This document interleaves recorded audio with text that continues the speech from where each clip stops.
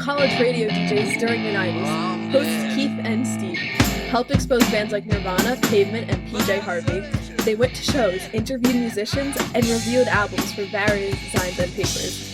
They worked security at concerts and once even did load-in for Fish. Now, they're dads. Whether you want to explore lesser-known music or take a trip down memory lane, tune into the new Dad Rock. Join hosts Keith and Steve as they navigate the ages together, sharing their love of music across various eras and genres. Always well-intentioned, often well-informed, seldom boring, the new Dad Rock will expand your mind. Welcome to another episode of the new Dad Rock. Dude, are you ready for this? No. I think we should have gingerbread cookies. No. Last year I told you we should record the holiday song episode after the holidays, after I've listened to all the songs and I'm tired of them, and then I'll know everything I'm talking about. But right now, I haven't listened to any Christmas songs yet. I love Christmas songs, or holiday songs, but I haven't quite got there. You still have the holiday spirit. It's hopeful for you. The season is warm in your heart. No, it's preseason. I haven't actually kickstarted yet. We did get a Christmas tree, and we strung half the lights up. They only go halfway up because we ran out of lights because we got a bigger tree than normal, and our lights broke. So we didn't put up the ornaments yet. My kids keep asking, and because of I'm laughing because the exact same thing. We got a tree. We got the biggest tree we've ever got this year. 2/3 of the way up, we ran out of lights. We bought it. This is amazing. We had it for 10 days. It was in our living room for 10 days before we decorated it with ornaments. That was just 2 nights ago we decorated it. The exact same thing. No, hold on, dude. I think we got it Tuesday. Wait, so I'm on day 5 or 6. I'm trying to get Sunday. That'll be day 6. That'll beat you by a lot, right? You said 10 days, but you got it earlier. Well, Kristen finished off the lights maybe 3 days into it, but it was 10 days after we had the tree up that we finally decorated it. Maybe 9. Yeah. I'm going to decorate it sooner, but my lights came up later. I was like, this is actually, I think we're equal in this. This is amazing.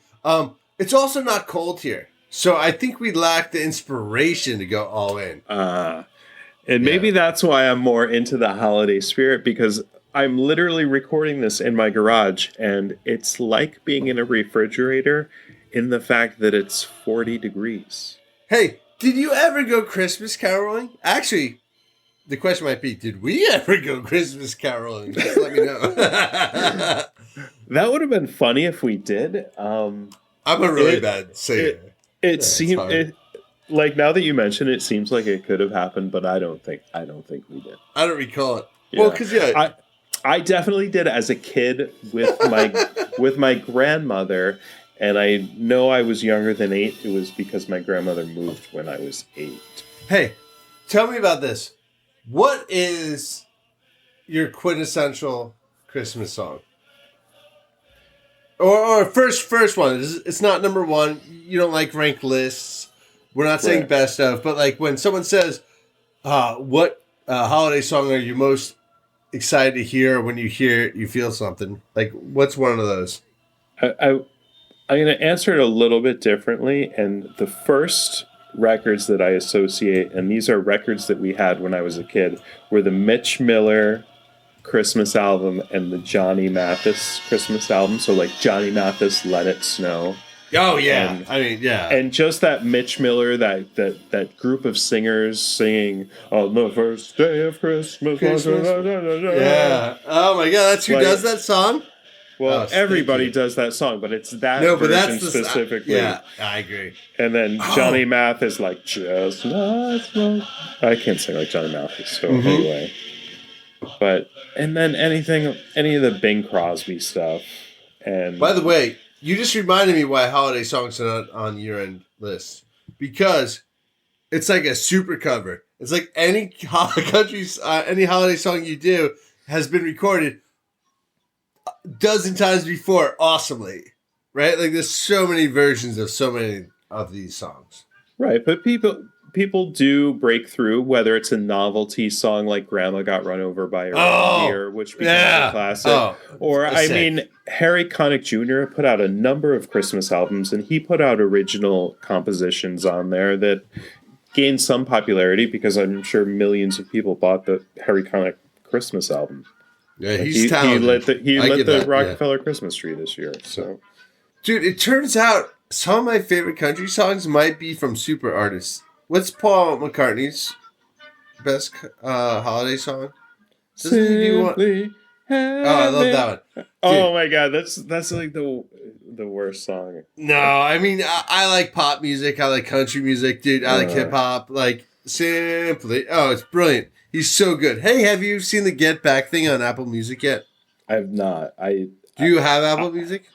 I do, but I need the time. I still haven't finished. It's long. It's long. That's the thing. I still haven't even finished the Velvet Underground one on Apple TV. Oh, me neither. Oh no, I mean, I'm like hour. I'm an hour and 20 minutes into it. I'm like, what happens? No, I'll tell you this: you're more likely to watch a live show than a dead documentary. Yeah. Like it's just brutal. I agree with you. I mean, it took me. So the first Beatles one is probably 2 hours 40 minutes, and I took an airplane, 2 airplanes, and like. I still didn't finish it for like 2 weeks. It was just like, I know this is amazing. I know this is the best thing I've ever seen, but I am so busy and I have other shit to do. I'm thinking maybe over the holidays I'll get a little bit of downtime and I can do it. But lately, this time of the year, any of my downtime, I'm in a car driving to ski. Yeah, but by the way, the thing I don't really understand about you, and it doesn't matter that I do, but like, is like the skiing thing. Like, where's your mind when you're skiing? I think you're just skiing. Like, what's happening when you're going up the ski list? What's happening when you're on the mountain? Like where are you at? Well, mostly you're making sure that you're warm. Okay, maybe I do know you. No, but the thing is, like, it's a chance to fully disconnect. Like, you're not dealing with your phone because, like, what if you drop it off the lift? That would suck.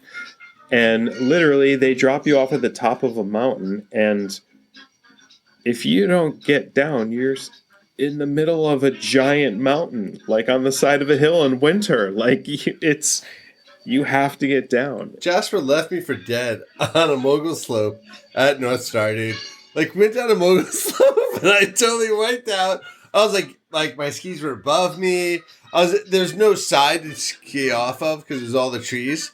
All right. So speaking of skiing, what other snow songs are on your top list for a holiday song?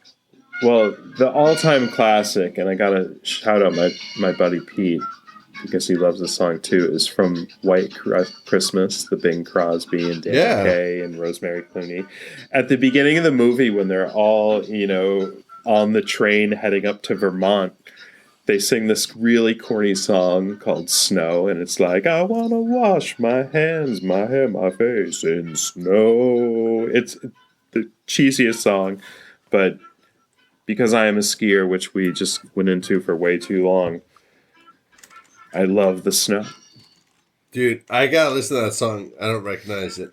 Yeah. But if you watch don't listen to the song, just watch the movie. Yeah, I'm not gonna watch the movie. Listen. You're gonna watch the movie. Like, you're like, it's so good though. It's actually hold on. It's snow good? It's snow good? No, it's so good. Not no good or snow. Snow good. It's legitimately good. It's kind of a musical. It's old timey, but it's a well done, top of the line. Yeah, so classic for a reason. Classic for a reason, I accept. All right. Speaking of classic for a reason, the Chipmunks. I had a Fisher Price record player, man, and like their first holiday album, they have a second and a third, I think, but the first one was amazing. I would, with my sister, spin around our den, which had the nice 70s orange carpet and wood paneling. Simon Theodore! Yeah, and they would do all the songs. I love those songs so much, and I'd spin around the Christmas lights, and I would dude, this was at a prom developing. was like I would spin around in a circle, listening to these albums over and over again on my Fisher Price stereo. But when the Christmas lights are on, so it's like being at a rave, but you're like 10, and not on drugs. Yeah, it was great. So the Chipmunks to me are holiday music. Like I know they have the Witch Doctor song, and there's other non-holiday songs, but the Chipmunks and holidays are interconnected for me. Please, Christmas, don't be late. But for me, I guess it was my formative days, and you're like, why did you turn out going to raves? Why did I turn out like this? My favorite thing at that same age was the River Bottom Nightmare Band, which was that was from Emmett Otter's Jug Band Christmas, which was like... None of this makes sense. You're saying words. It was an HBO special. This is like 1979 or something. Yeah, I have no cable. I am 6 years old. My cousins had it. I didn't even have cable. But it was Muppets, but it was on HBO. Maybe it was part of the Fraggle Rock deal. In hindsight, it was pretty bad. But the River Bottom Nightmare Band were these bullies that came in, and the whole crux of the show is it's a talent contest, and the heavy metal band wins, and they're like nasty. But their song has this classic line that goes, "We don't wish to learn, but we hate what we don't understand."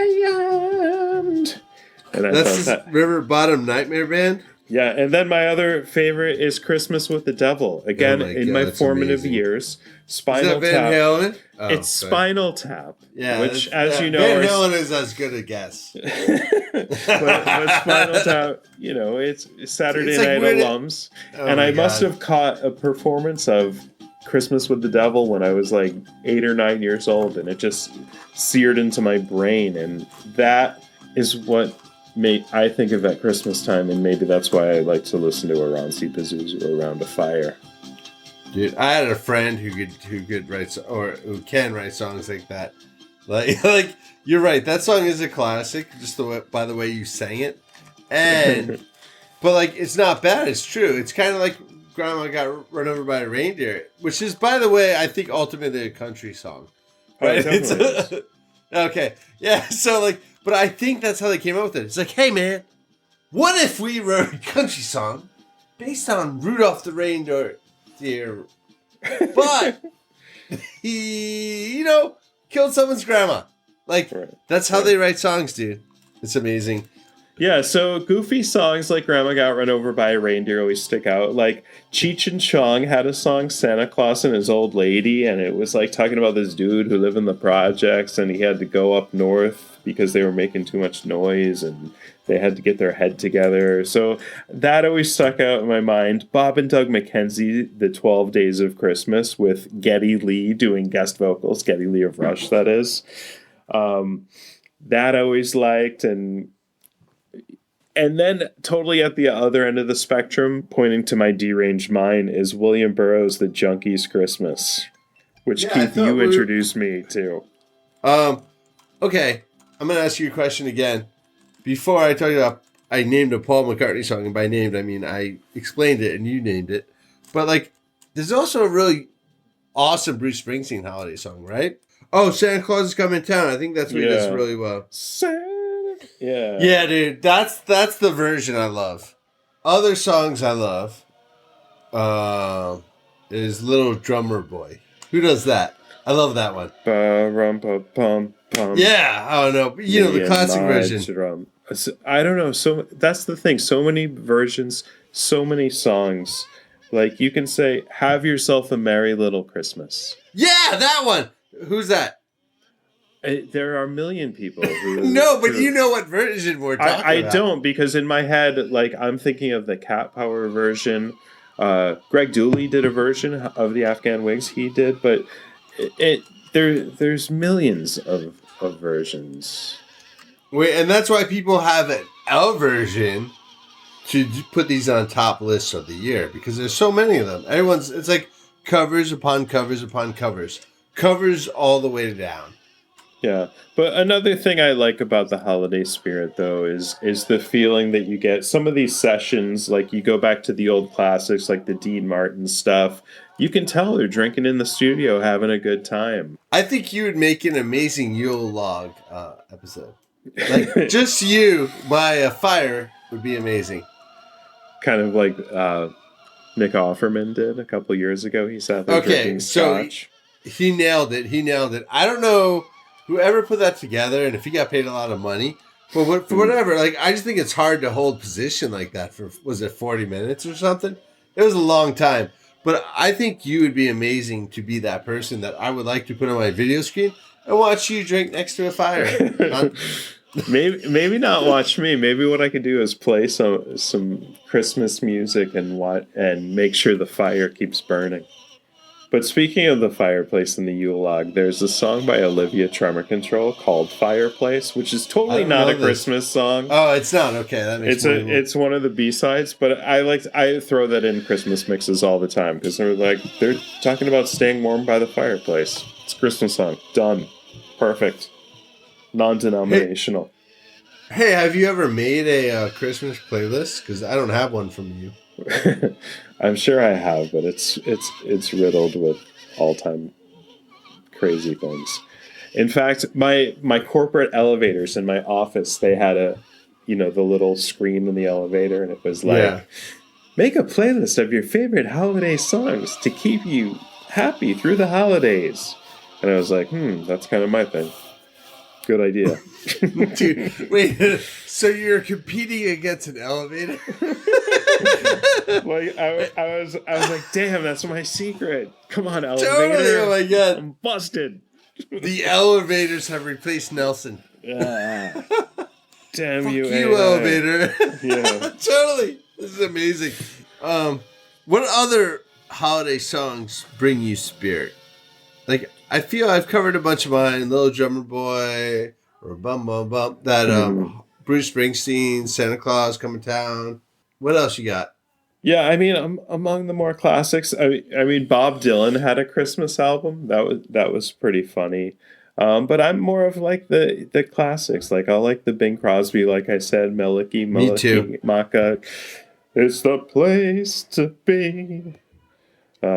So I like that kind of stuff, but then I also like the almost what am I trying to say? The Spike Jones stuff, old timey, offbeat, eclectic shit. That's what I like to try to find in my Christmas playlists. Yeah, it was also peak Christmas back then. Like, now there's global warming. Like, back then it was cold and horrible. You didn't have central heating. You didn't have the internet. You didn't have Netflix. Like, it was a bad scene, man. You didn't have Uber. Like, things were horrible. But now you have cell phones. And so it's not as bad. And it's, by the way, warmer for the most part. So back then you used to wear sweaters inside. You can't wear sweaters inside anymore. I know. We're like astronauts for people from the past. So I think we should go on this.